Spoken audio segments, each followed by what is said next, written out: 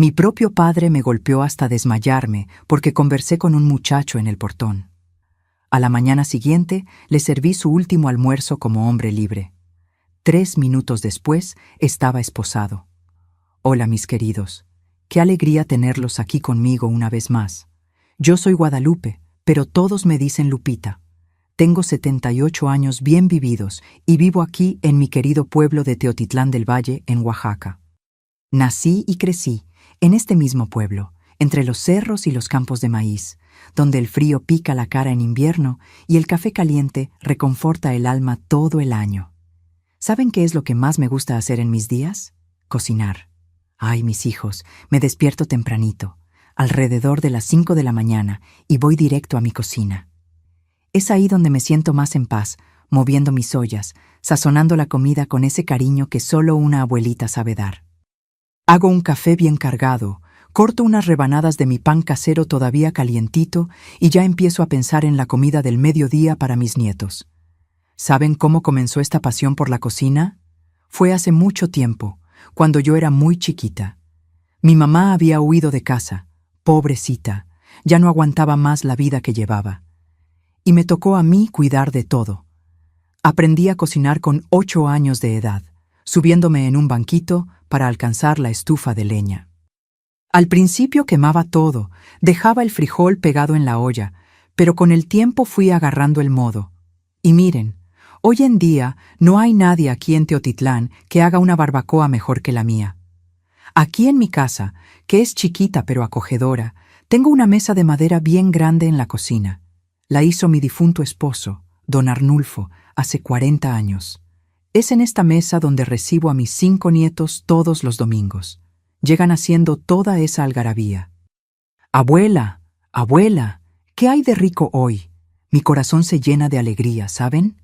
Mi cocina tiene ese olor rico de siempre.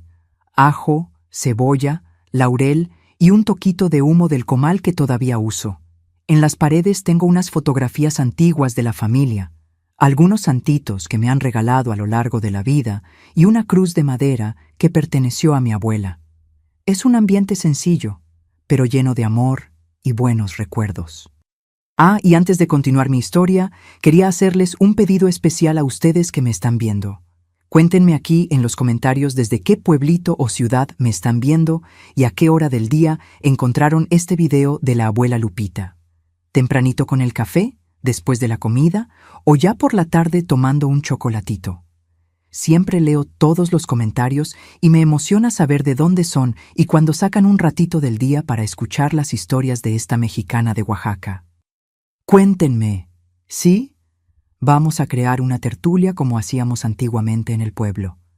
Y no se olviden de dejar ese like para la abuela y suscribirse al canal Memorias de las Abuelas para no perderse ninguna de mis historias.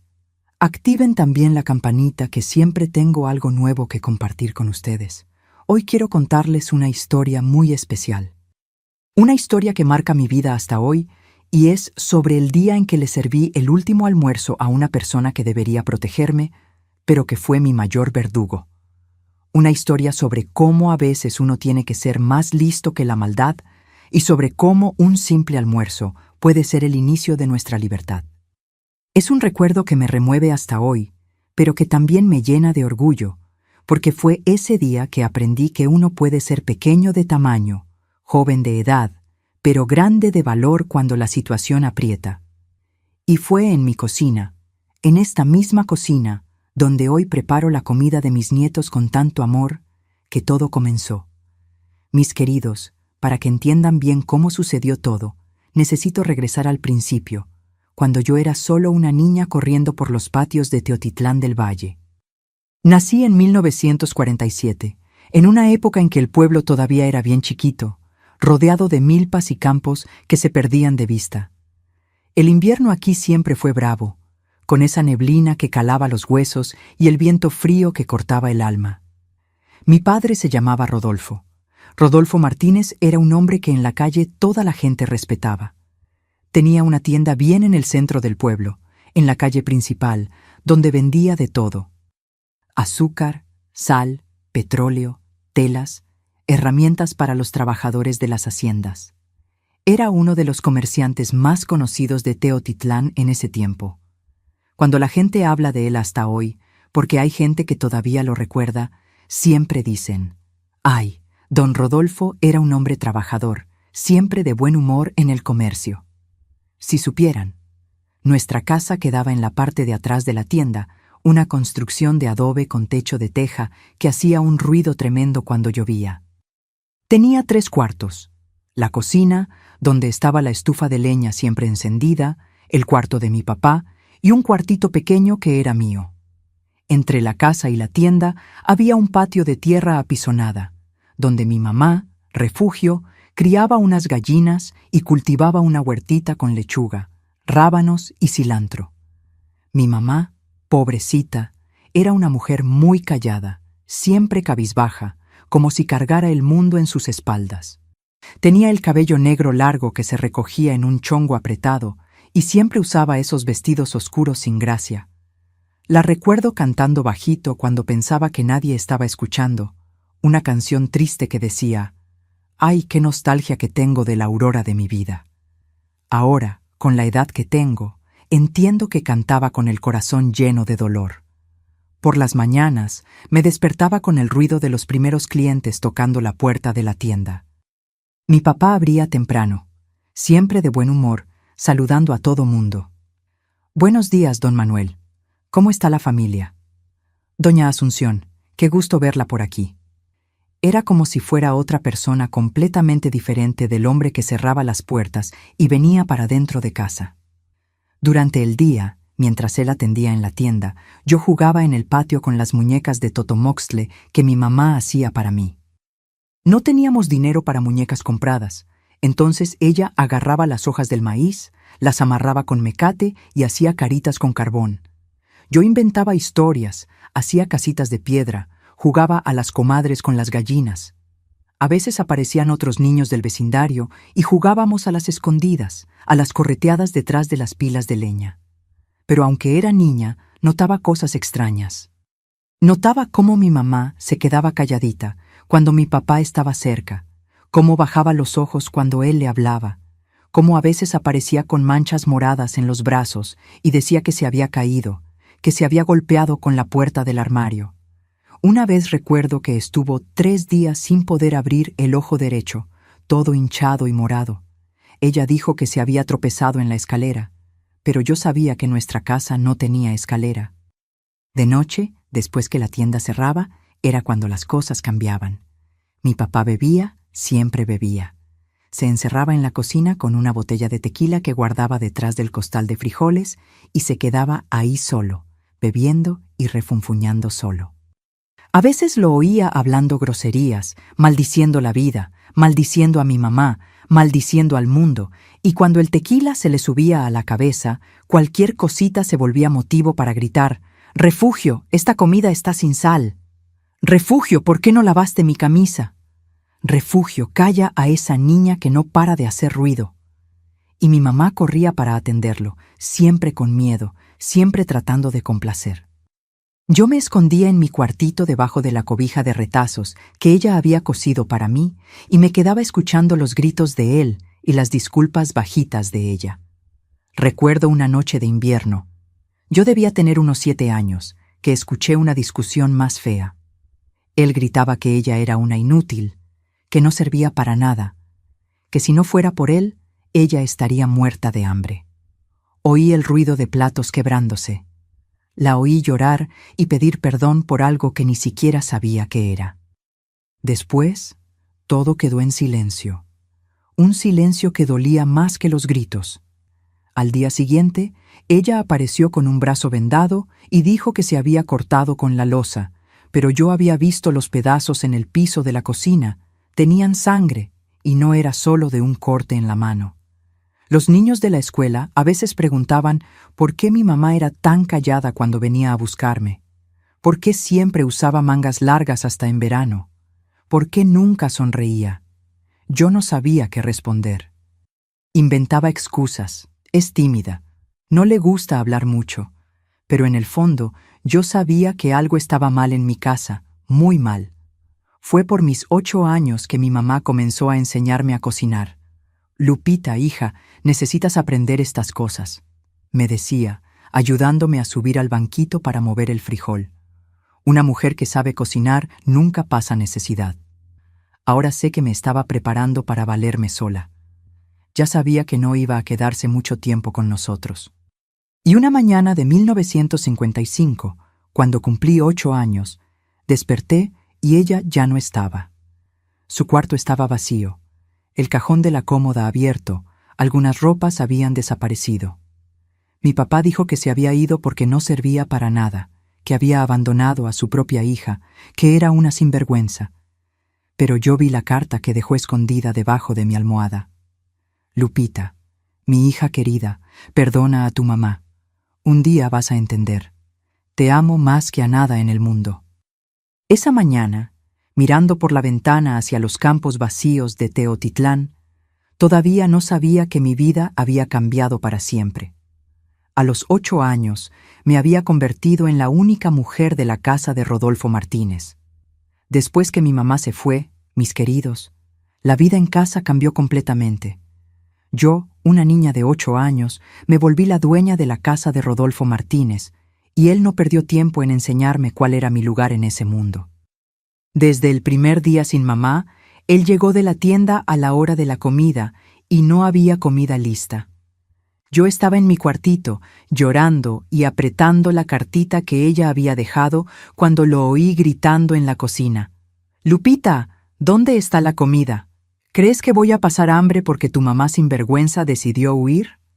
Salí corriendo a la cocina, todavía con los ojos hinchados de tanto llorar. «Papá, todavía no sé cocinar bien», empecé a decir, pero él me cortó con una cachetada que me tiró al suelo.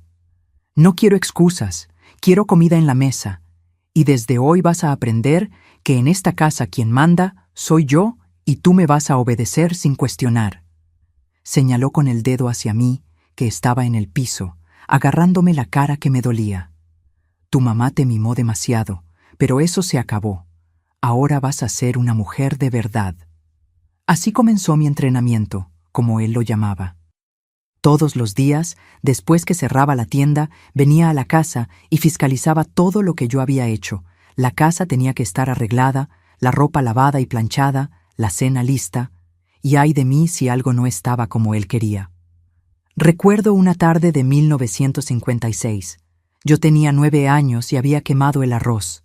El olor a quemado invadió la cocina y cuando él llegó, olfateó el aire como un perro bravo. «¿Qué olor es ese?», preguntó con esa voz baja y peligrosa que ya había aprendido a temer. «Papá, el arroz se pegó un poquito, pero voy a hacer otro». Intenté explicar, pero él ya estaba sacándose el cinturón de la cintura.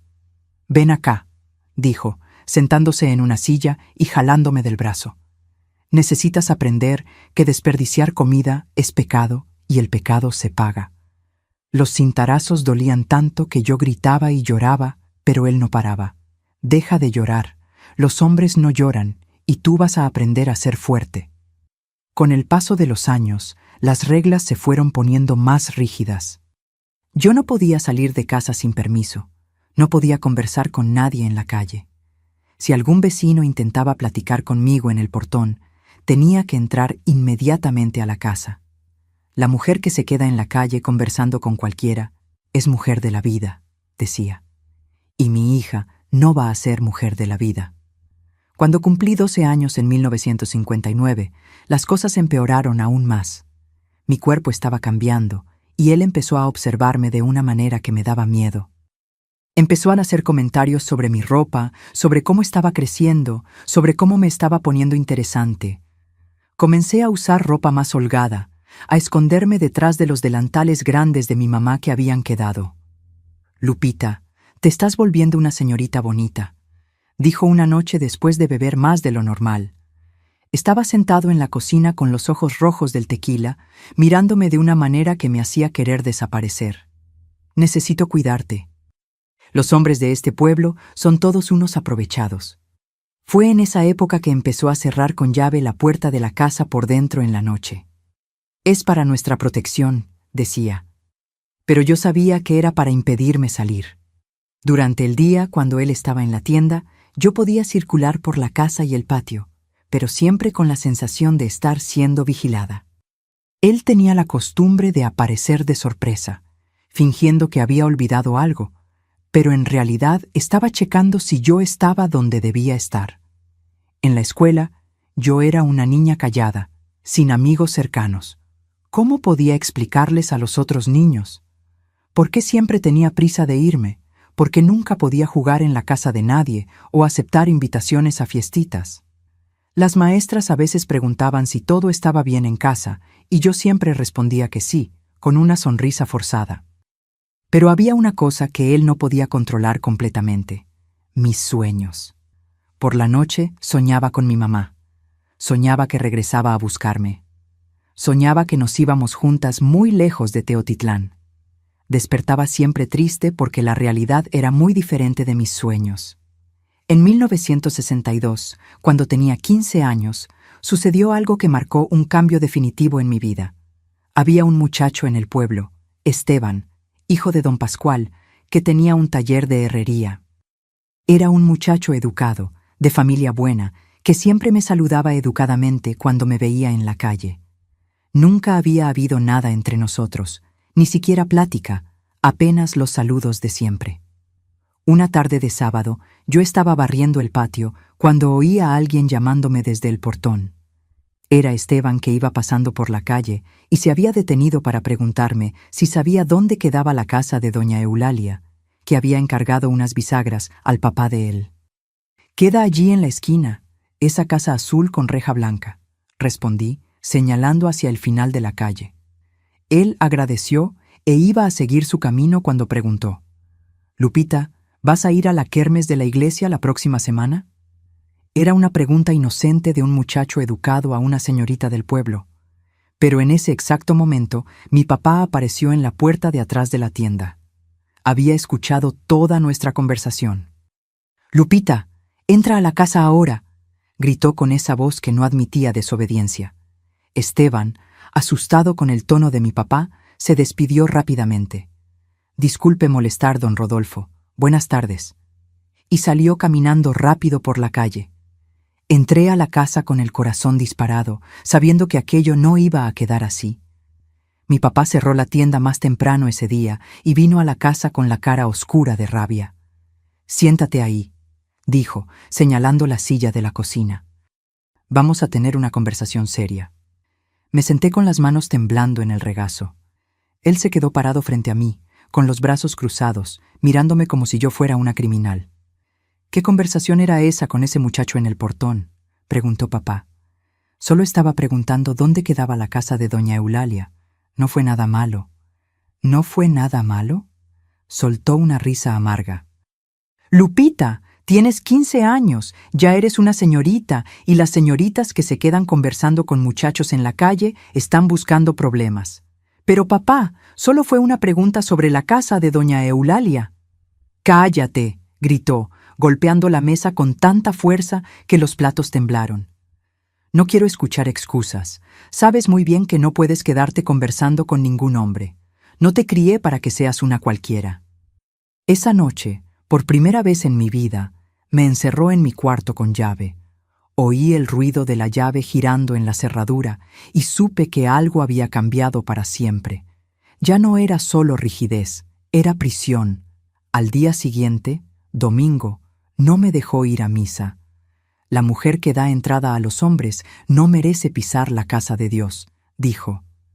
Pasé todo el día encerrada, mirando por la ventanita de mi cuarto hacia los campos de Teotitlán, sintiendo que me estaba convirtiendo en prisionera en mi propia casa. Y fue así, mis queridos, que con 15 años entendí que mi vida había tomado un rumbo muy peligroso. Esa conversación inocente con Esteban en el portón había abierto una herida en el orgullo enfermizo de mi papá. Y yo sabía, en el fondo del alma, que las cosas iban a empeorar mucho antes de mejorar. Mis queridos, lo que sucedió después de ese episodio con Esteban en el portón fue como si una tempestad se hubiera abatido sobre mi vida. Mi papá, que ya era controlador, se volvió un carcelero de verdad, y yo, con 15 años, me convertí en prisionera en mi propia casa. Después de ese domingo en que me encerró en el cuarto, las reglas cambiaron completamente. Instaló un cerrojo por fuera de la puerta de mi cuarto y empezó a encerrarme todas las noches después de la cena. Es para que aprendas a no darle entrada a cualquiera, decía, como si esa conversación inocente en el portón hubiera sido un pecado mortal. Las mañanas se volvieron un ritual de humillación. Me despertaba a las 5, abría la puerta y gritaba, «¡Levántate, Lupita! Mujer floja no sirve para nada». Tenía que correr a la cocina, encender la estufa de leña, preparar su café, arreglar toda la casa antes de que él abriera la tienda.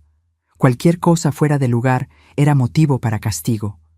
El sonido de esa llave girando en la cerradura por la noche se volvió el sonido más terrible de mi vida.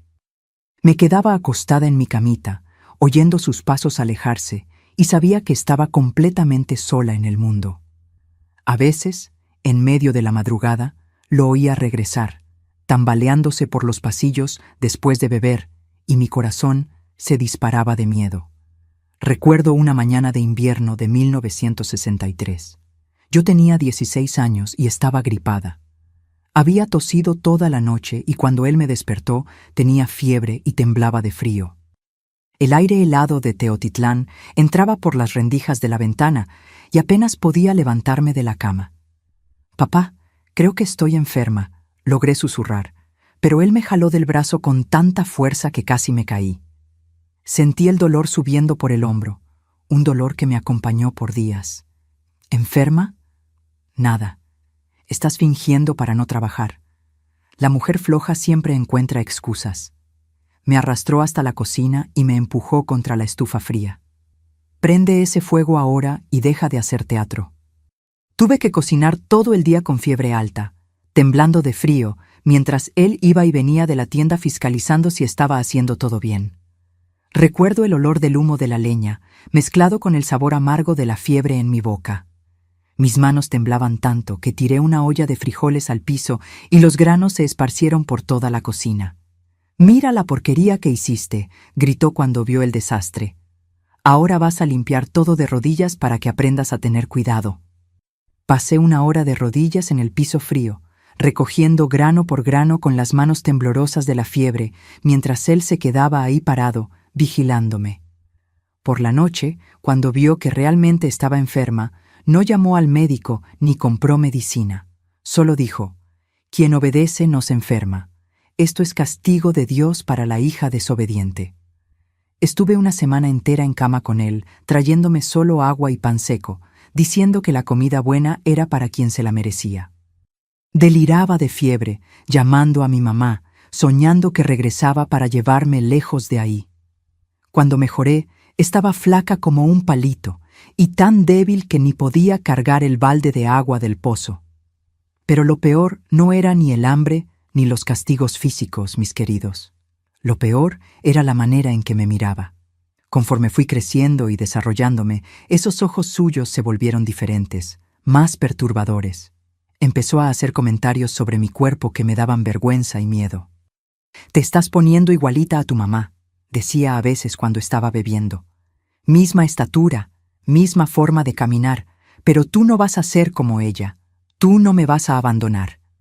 Y se quedaba mirándome de una manera que me hacía querer esconderme bajo la tierra.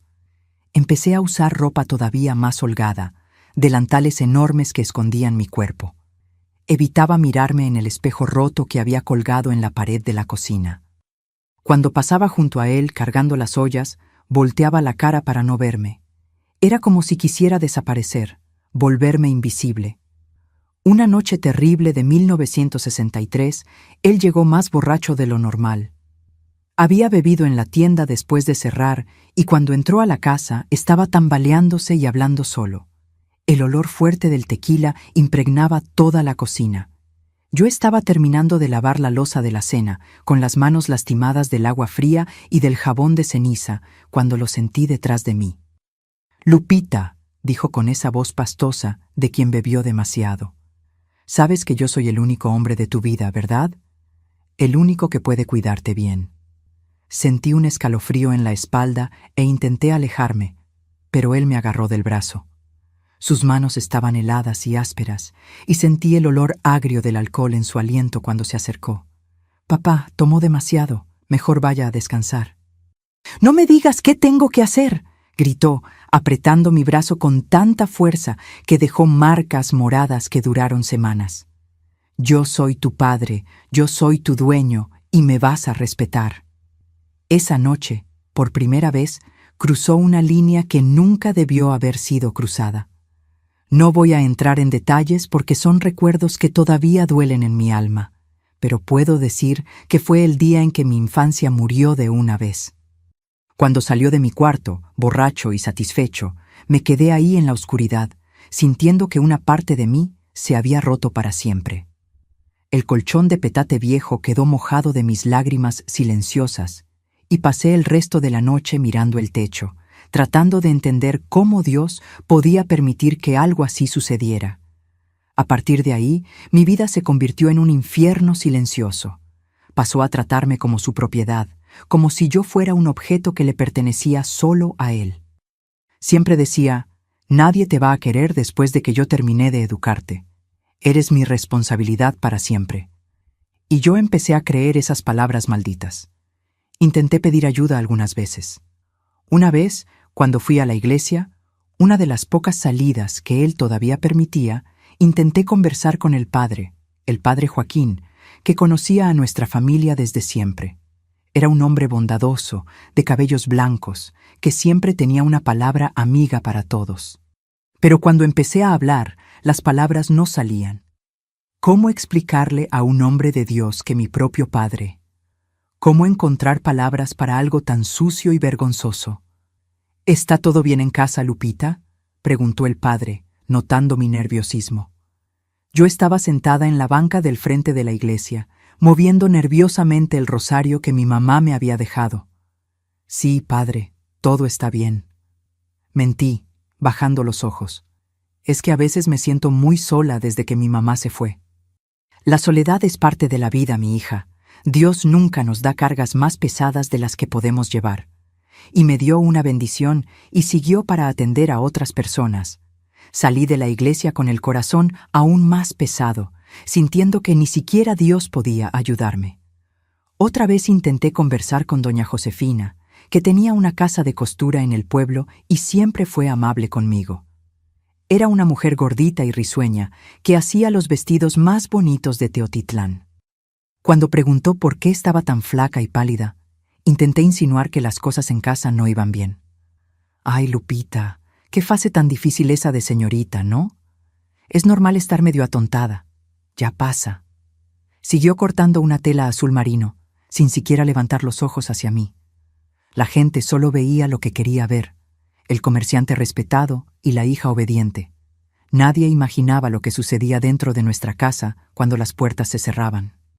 Me sentía como si estuviera gritando en el fondo de un pozo y nadie pudiera oírme. Con el tiempo, fui perdiendo la esperanza.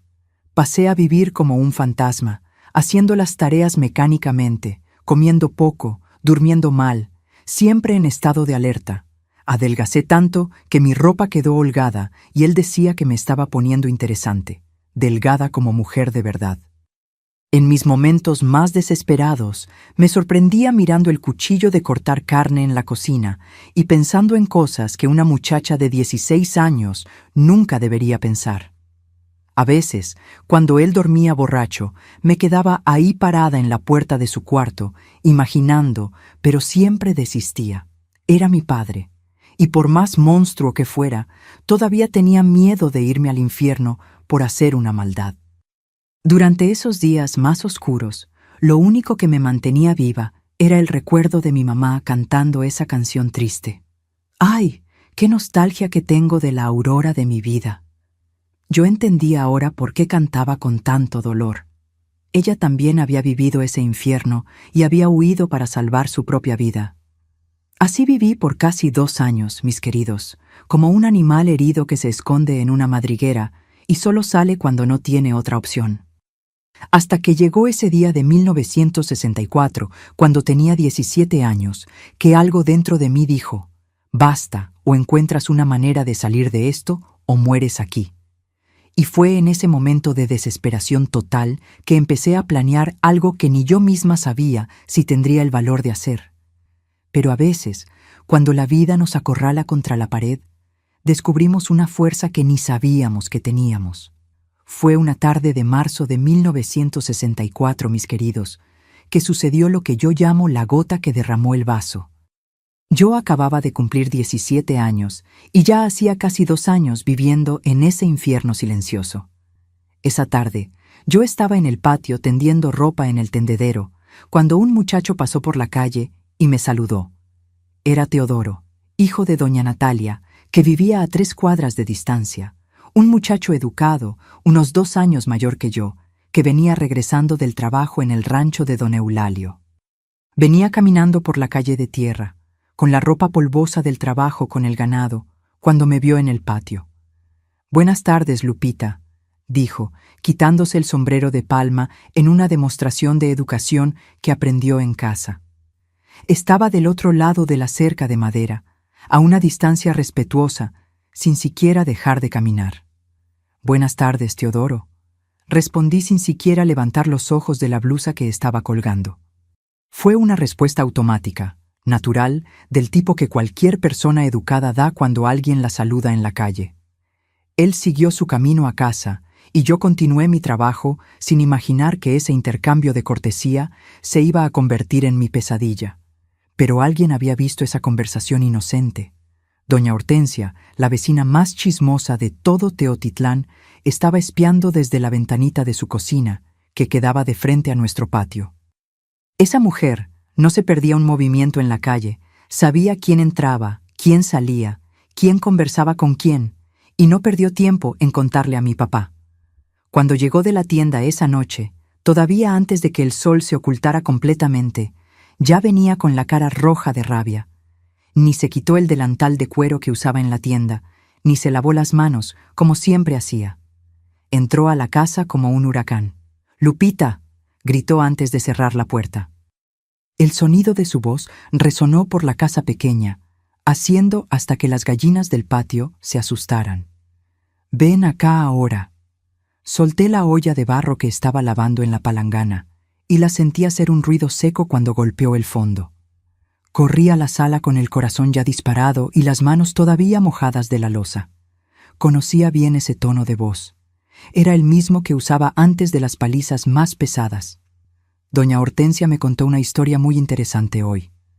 Dijo, sacándose el cinturón de cuero de la cintura despacio, como siempre hacía cuando quería aterrorizarme. El ruido de la hebilla de metal golpeando contra la madera de la mesa me dio escalofríos.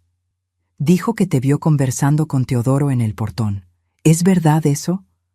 Papá, él solo me saludó en la calle. Ni siquiera estaba en el portón. Estaba tendiendo ropa en el tendedero. ¡Cállate!, gritó, avanzando hacia mí con los puños cerrados. ¿Cuántas veces te he dicho que la mujer decente no se queda conversando con hombres en la calle? ¿Cuántas veces tengo que repetir lo mismo? Pero papá, solo fue un saludo educado. Ni siquiera dejó de caminar. El primer cintarazo vino sin aviso, justo en la espalda, tirándome al piso de madera de la sala. El dolor fue tan intenso que por un momento me quedé sin aire, sin poder ni siquiera gritar. Sentí el sabor a sangre en la boca, donde me mordí la lengua con el impacto. «¡Levántate!», ordenó con la voz ronca de rabia. «No he terminado de hablar contigo».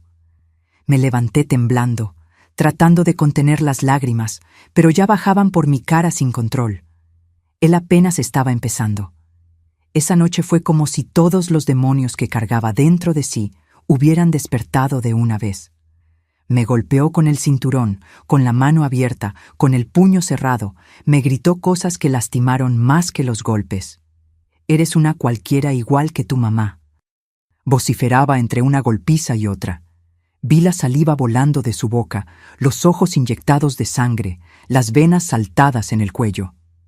«Andas dándole entrada a los hombres del pueblo, pero te voy a enseñar a ser mujer derecha, aunque sea a golpes». Intenté protegerme cubriéndome la cabeza con los brazos, pero él jalaba mis brazos para alejarlos y seguía golpeando. Sentí cuando la hebilla del cinturón cortó mi frente y la sangre caliente empezó a escurrir por mis ojos, nublando mi visión. Lo más terrible no fue ni la golpiza. Fue lo que dijo después, cuando dejó de golpearme y se quedó ahí parado, jadeante como un animal, mirándome caída en el piso de la sala.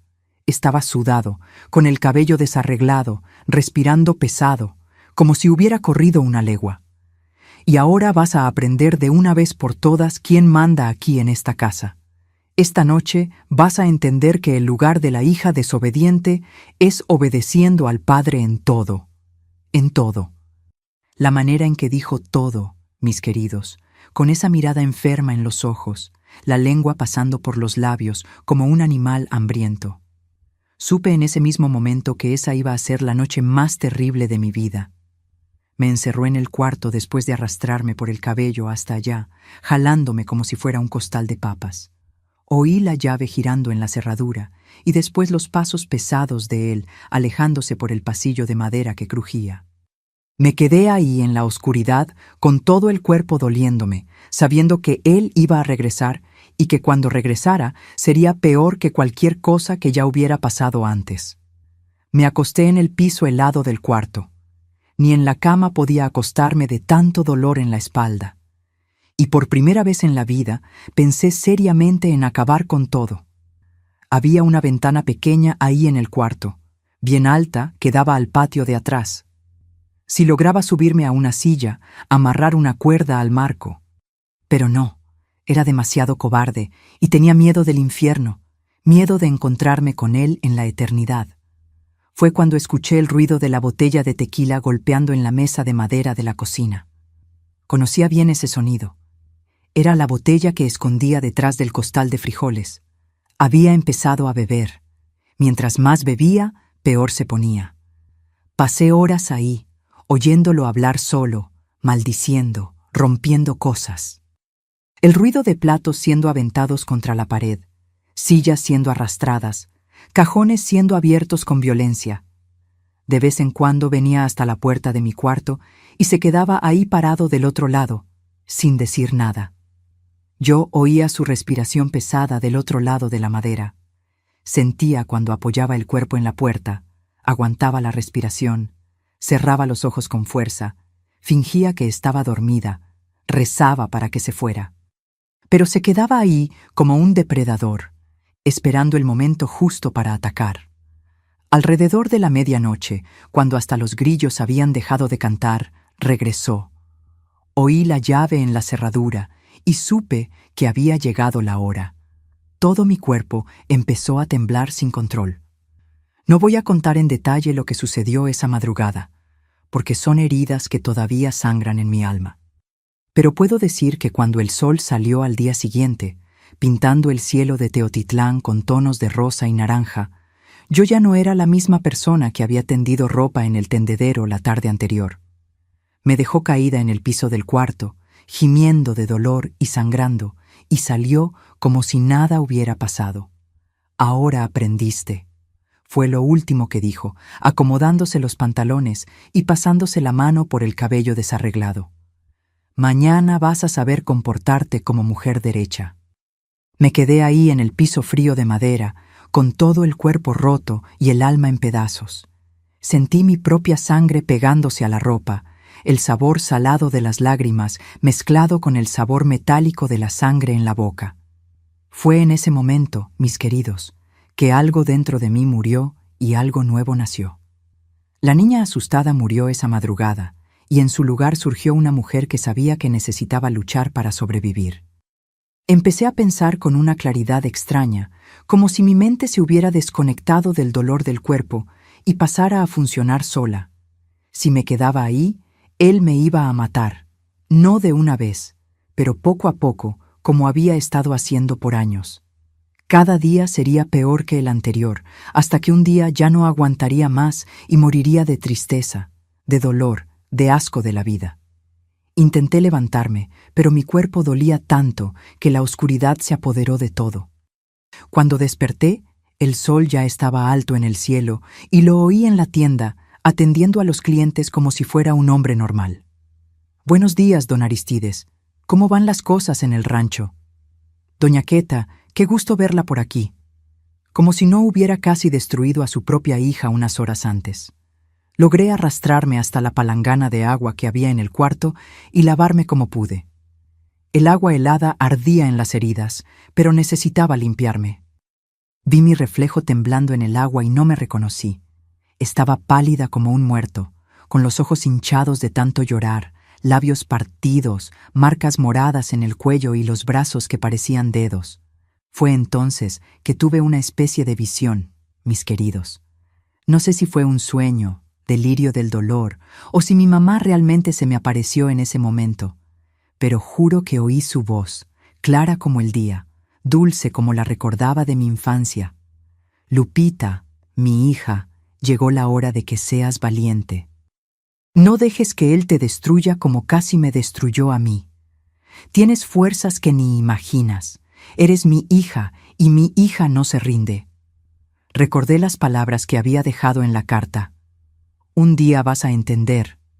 Ahora entendía. Ella no me había abandonado.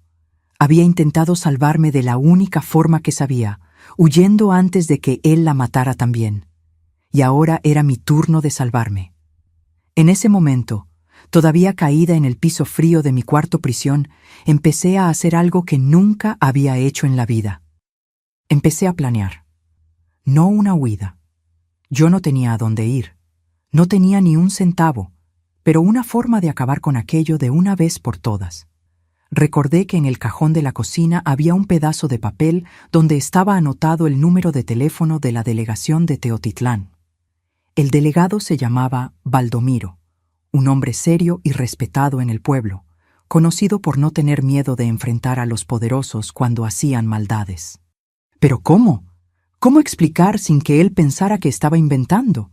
¿Quién iba a creer que el comerciante respetado Rodolfo Martínez, el hombre que todo el pueblo consideraba trabajador y de bien, hacía esas monstruosidades con su propia hija? Fue entonces que me vino la idea. Una idea tan simple y al mismo tiempo tan arriesgada que hasta me dio vértigo. Si las palabras no bastaban, mostraría las pruebas, mostraría las marcas en mi cuerpo. Pero necesitaba ser de una manera que él no pudiera negar, no pudiera inventar excusas, no pudiera llamarme mentirosa frente a las autoridades. Empecé a pensar en un plan que involucraba comida, teléfono y mucho, mucho valor, porque sabía que si salía mal, él me mataría de verdad. Pero si salía bien, sería el último almuerzo que Rodolfo Martínez comería como hombre libre. A la mañana siguiente, mis queridos, cuando los primeros rayos de sol entraron por la ventanita de mi cuarto, yo ya no era la misma Lupita de ayer. Desperté en el piso frío, con todo el cuerpo doliéndome, pero con una determinación que nunca había sentido antes en la vida. Era como si todas las lágrimas que había llorado hubieran lavado el miedo de mi alma. Lo oí roncando en su cuarto, todavía borracho de tequila, y supe que tenía algunas horas para ejecutar mi plan. Me levanté despacio, cada movimiento una agonía, y me miré en el espejo pequeño que había colgado en la pared. Mi cara estaba hinchada, con un corte en la frente, el labio partido y hematomas morados en el cuello que parecían dedos. Perfecto. Eran las pruebas que necesitaba. Me puse una blusa de manga larga para esconder las marcas de los brazos, y encima me puse un rebozo de lana que mi mamá había dejado. Necesitaba parecer normal para quien me viera en la calle, pero poder mostrar todo en el momento indicado. Esperé a que él despertara y saliera para abrir la tienda, como hacía todos los días. Cuando oí el ruido de la puerta del frente cerrándose, corrí al cajón de la cocina y saqué el papel con el número de la delegación. Mi corazón latía tan fuerte que pensé que me iba a desmayar, pero me sostuve. No podía flaquear ahora. Salí de casa por primera vez en meses, sin pedir permiso. La mañana de marzo estaba fresca, con ese viento típico de Teotitlán que traía olor a campo y ganado. Caminé por las calles de tierra, tratando de parecer normal, pero cada paso dolía. Cada movimiento del cuerpo me recordaba la noche anterior. Llegando al centro del pueblo, fui directo a la casa de doña Eulalia, que era operadora de teléfonos y tenía uno de los pocos teléfonos públicos de Teotitlán. Era una mujer bondadosa de unos 50 años que siempre fue amable conmigo. «Buenos días, doña Eulalia», saludé, tratando de controlar la voz. «¿Me podría ayudar a hacer una llamada muy importante?» Ella me miró con extrañeza, notando mi cara lastimada, pero no hizo preguntas. «Claro, querida. ¿A dónde necesitas llamar?» «A la delegación. Es urgente». El número llamó 2 veces antes de que alguien contestara. «Delegación de Teotitlán, escribano Durbal hablando». «Por favor, necesito hablar con el delegado Baldomiro. Es una emergencia», dije con la voz temblando. «Un momento». Pareció una eternidad hasta que él contestó. «Delegado Baldomiro, ¿quién habla?» Respiré hondo y dije las palabras que había ensayado. «Delegado, aquí es Lupita, hija de Rodolfo Martínez. Necesito mucho su ayuda. Vengan a la hora del almuerzo, al mediodía en punto, a mi casa. Voy a servir la prueba del crimen en la mesa». Hubo un silencio del otro lado de la línea. «¿Cómo es eso, muchacha? ¿Qué crimen?» «Delegado, no puedo explicar por teléfono, pero vengan, por favor. Traigan 2 oficiales y vengan a la hora que dije. Exactamente al mediodía. Voy a probar todo lo que necesita ser probado». «Lupita, ¿hablas en serio?» «Más en serio que cualquier cosa en mi vida, delegado. Mediodía en punto. Y por favor, no le digan a nadie que llamé». Colgué el teléfono con las manos temblando. Doña Eulalia me miraba preocupada, pero agradecí y salí rápidamente. No podía dar explicaciones a nadie todavía. Fui al mercado de don Ananías y compré los ingredientes para el platillo favorito de mi papá: barbacoa de res y nopales. Usé el dinero del cambio que él siempre dejaba en el cajón para emergencias. «Es una emergencia de verdad», pensé casi sonriendo.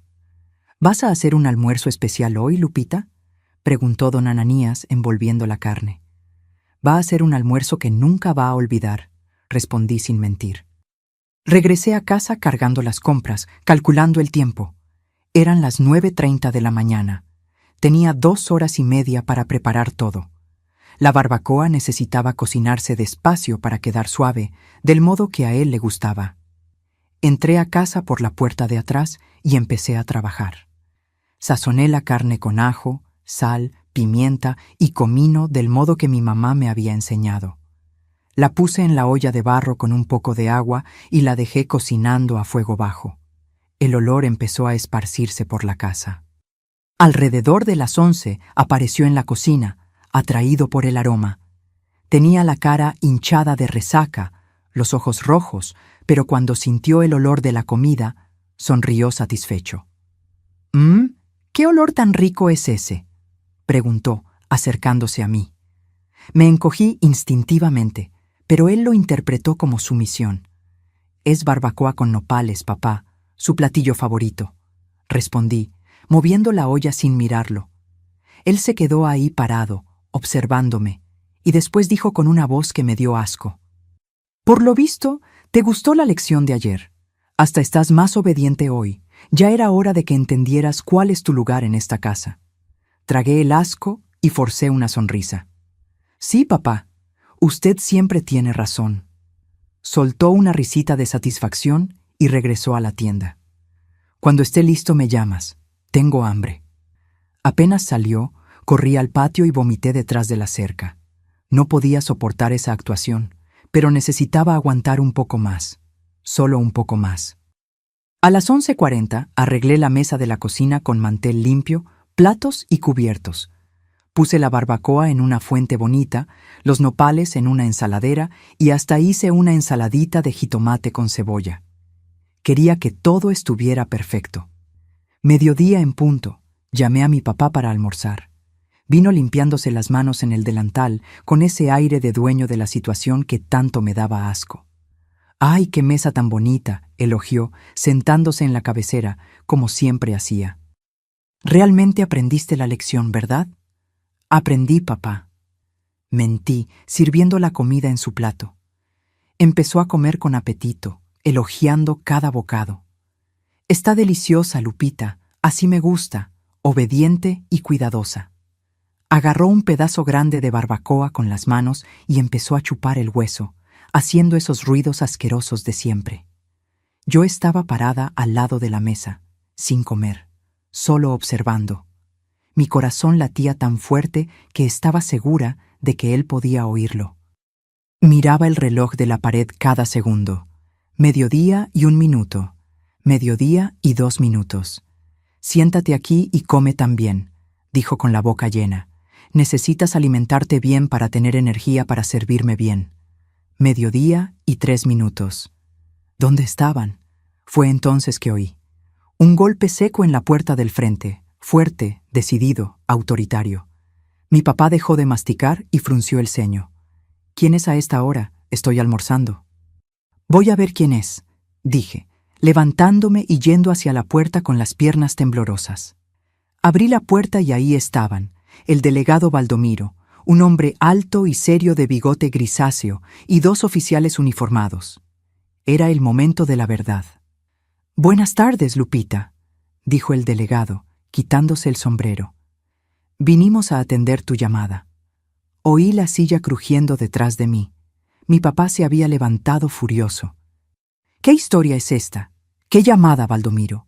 ¿Qué están haciendo aquí? Rodolfo, tenemos una denuncia grave para investigar, dijo el delegado entrando a la casa seguido por los oficiales. ¿Denuncia? ¿Qué denuncia? ¿Quién tuvo el valor de inventar mentiras sobre mí?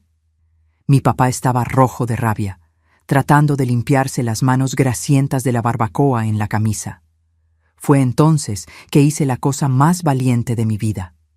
Sin decir una palabra, me quité el rebozo de lana que traía puesto. Después me quité la blusa, quedándome solo con una camisola delgada que mostraba mi escote, mis hombros, mis brazos.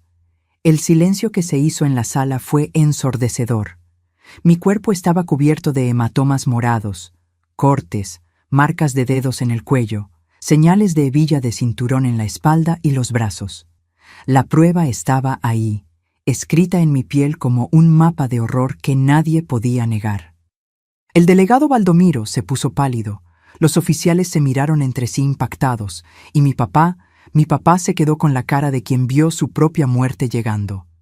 «Dios santo», murmuró el delegado, «Rodolfo Martínez está arrestado». «¡Eso es mentira! Ella se cayó. Se lastimó sola». Mi papá gritó desesperado. «Las marcas de dedos en el cuello no se hacen cayéndose, Rodolfo», dijo el delegado sacando las esposas. «Y estas marcas de hebilla en la espalda tampoco».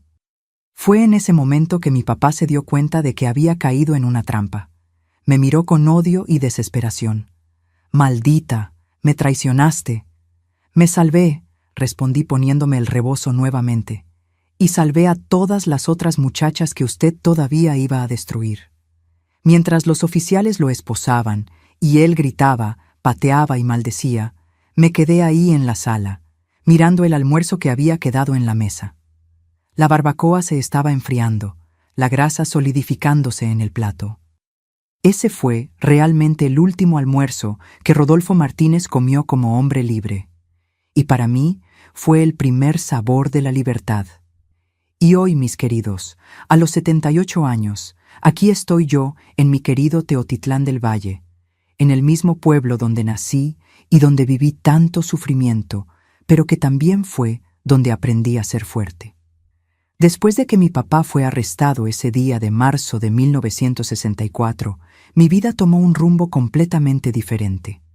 El delegado Baldomiro me ayudó a encontrar un lugar para vivir. Doña Crescencia, una señora viuda que tenía una pensión cerca de la iglesia, me acogió como si fuera una hija. Trabajé en su pensión por 3 años, cocinando, arreglando cuartos, aprendiendo a tratar con gente buena que me trataba con respeto y cariño. Fue ahí que conocí a don Arnulfo, mi difunto esposo, que su alma esté en paz. Era trabajador en un rancho cerca y se hospedaba en la pensión cuando venía al pueblo los fines de semana. Era un hombre gentil, de pocas palabras, que nunca levantó la voz hacia mí, nunca me puso una mano encima con rabia. Al principio, yo tenía mucho miedo. Cualquier movimiento brusco me hacía temblar. Pero él tenía una paciencia de santo. Me conquistó despacito, con respeto y cariño verdadero. Nos casamos en 1967, cuando yo tenía 20 años.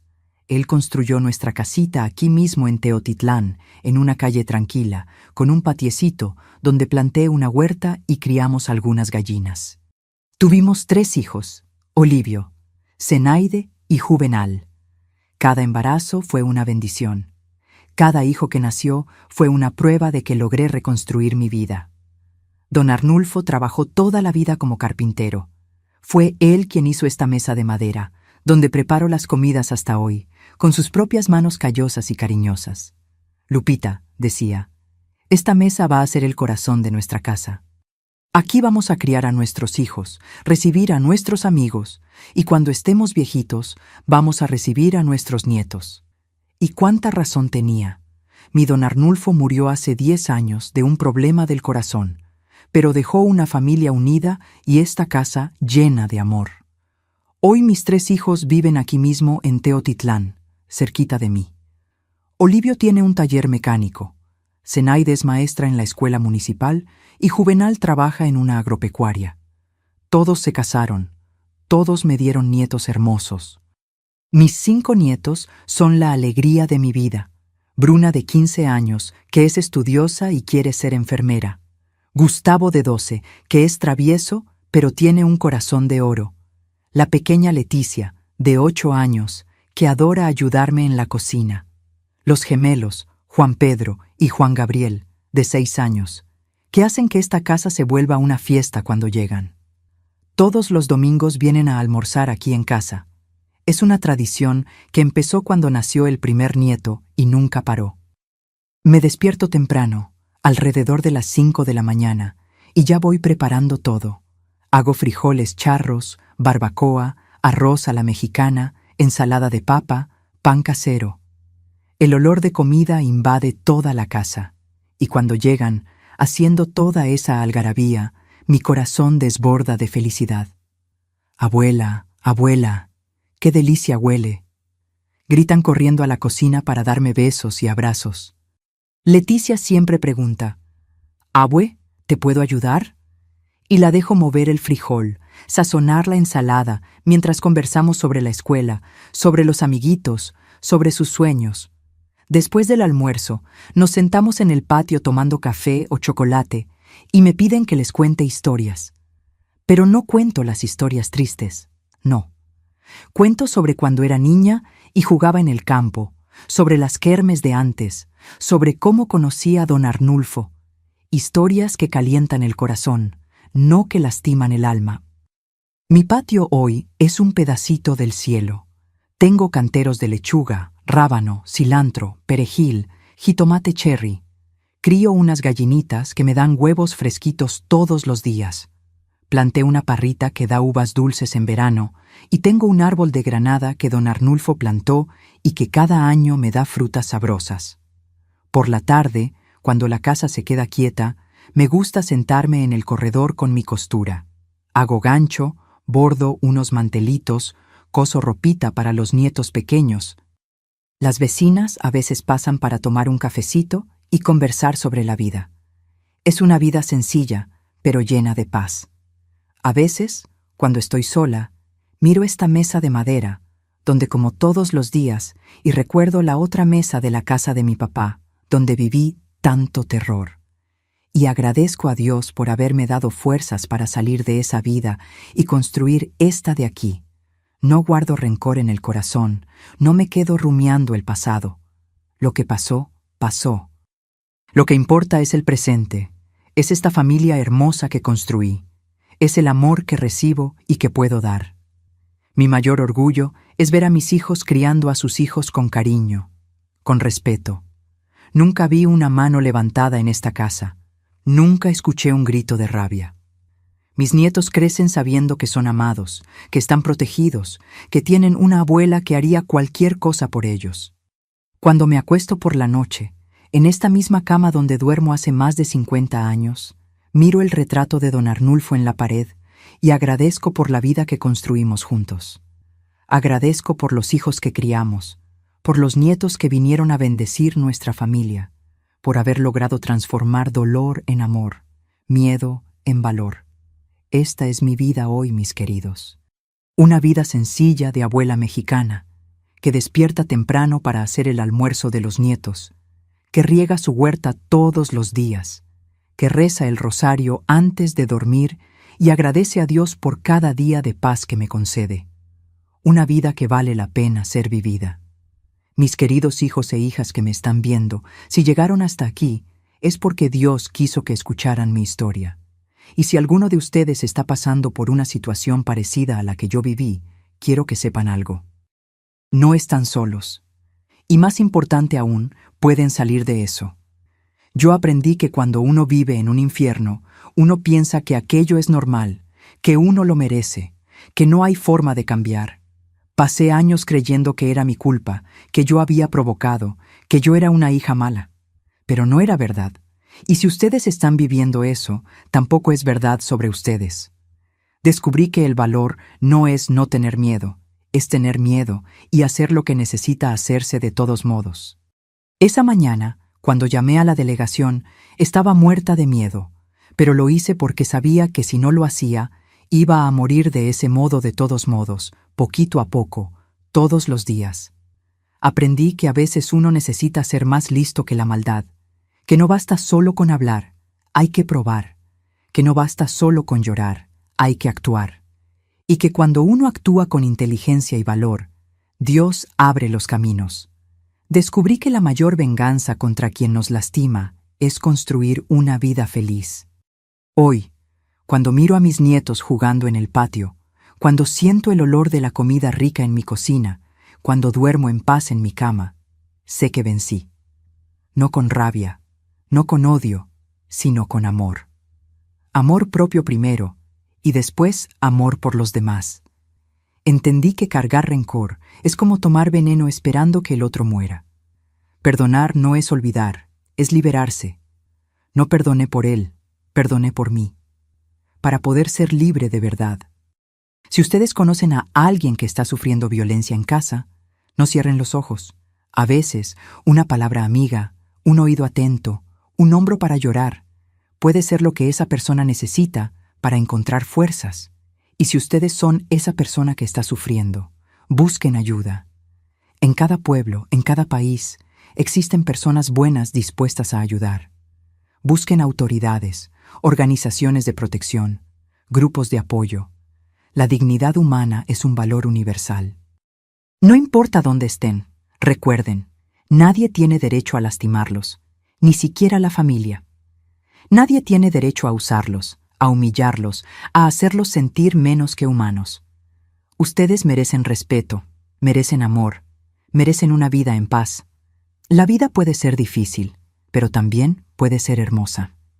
Si esta viejita mexicana de 78 años logró salir del infierno y construir una familia feliz, ustedes también pueden. Tengan fe en Dios.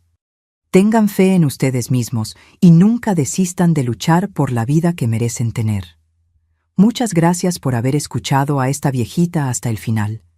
Espero que mi historia pueda plantar una semilla de esperanza en el corazón de alguien que lo necesita. Y ahora, mis queridos que llegaron hasta aquí conmigo, necesito una ayuda muy especial de ustedes. Si esta historia tocó sus corazones, si creen que puede ayudar a alguien que está pasando por una situación parecida, suscríbanse al canal ahora y activen la campanita. Es muy importante que estas historias de superación lleguen a quien más necesita escucharlas. Comenten aquí abajo solo la palabra coraje si vieron hasta el final. Así sabré que mi mensaje llegó hasta ustedes. Compartan este video con personas que crean que necesitan oír que es posible volver a empezar. Juntos podemos ser la voz de quien todavía no encontró la suya. Háganlo ahora. No esperen ni un minuto más. La vida de alguien puede depender de que ustedes esparzan este mensaje de esperanza. Un abrazo apretado de esta abuela que cree en cada uno de ustedes.